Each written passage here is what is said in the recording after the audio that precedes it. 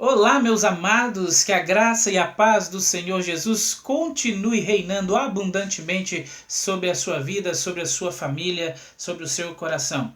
Nós vamos mais uma vez meditarmos juntos na palavra de Deus, dessa vez em Atos, no capítulo 16, os versos 25 e 26, e neles lemos assim: Perto da meia-noite, Paulo e Silas oravam e cantavam hinos a Deus, e os outros presos os escutavam.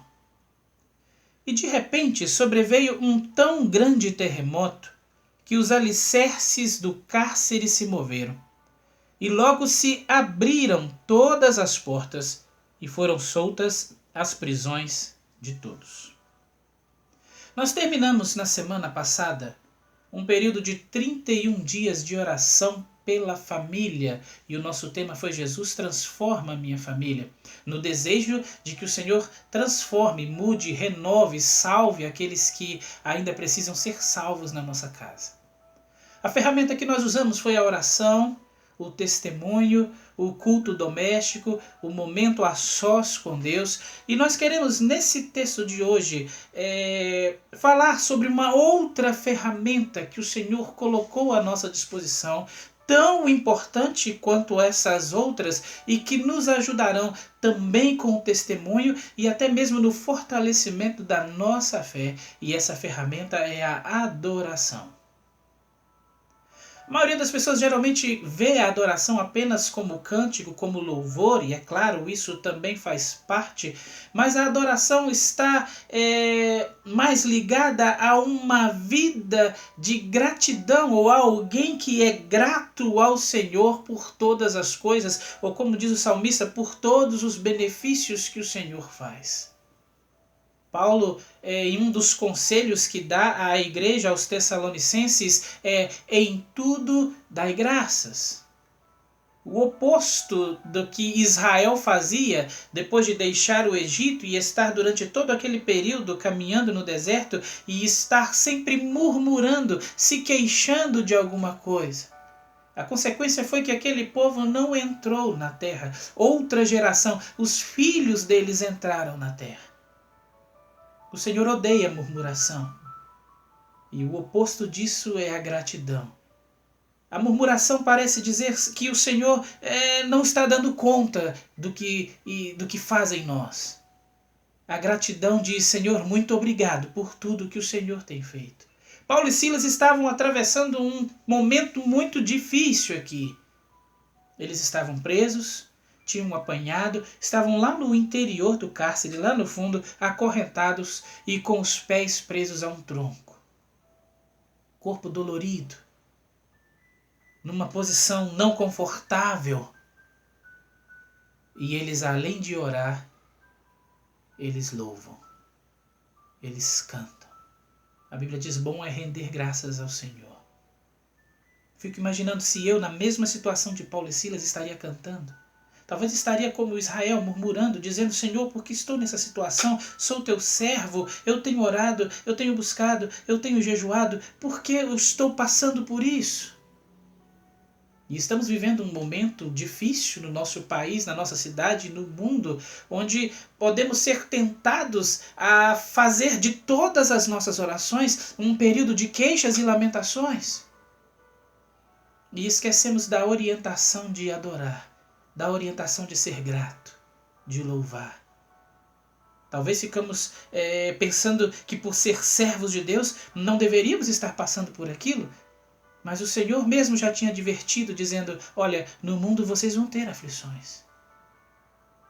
A reação, a atitude de Paulo e Silas transformou aquele momento e transformou aquele lugar. Essa história me lembra um acontecimento em Judá que foi narrado em Crônicas, 2 Crônicas capítulo 20, quando Josafá reinava sobre Judá e Moabe e Amon, os filhos de Moabe, os filhos de Amon, vieram para lutar contra Judá.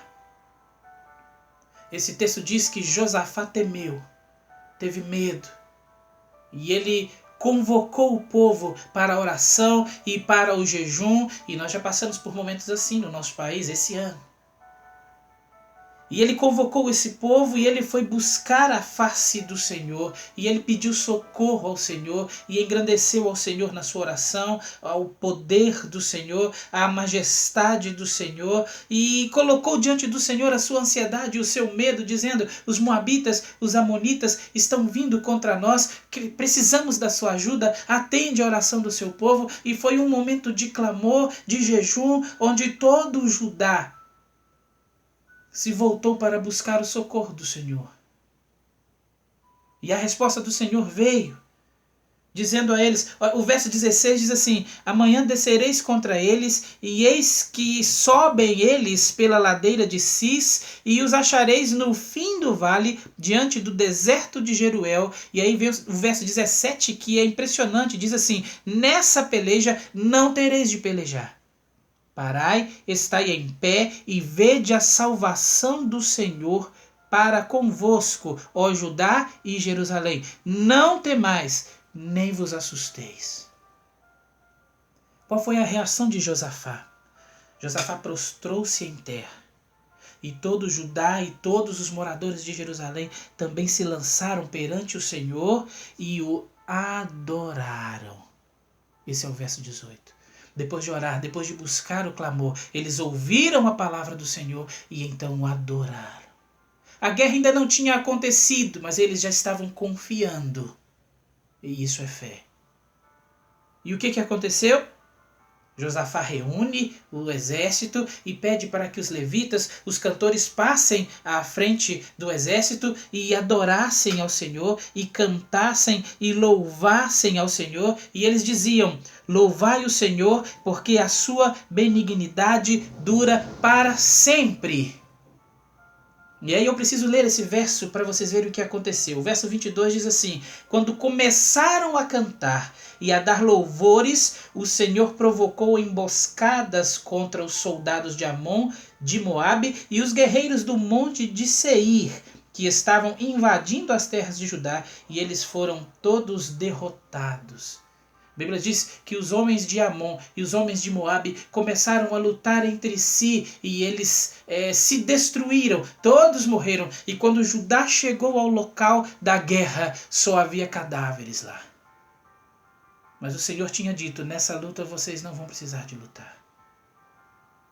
Apenas vejam o que o Senhor vai fazer. E eles adoraram o Senhor. E no momento da adoração, por isso eu li aquele versículo, no momento da adoração, o Senhor pelejou contra eles. No texto que lemos lá em Atos, no momento da adoração, veio o terremoto.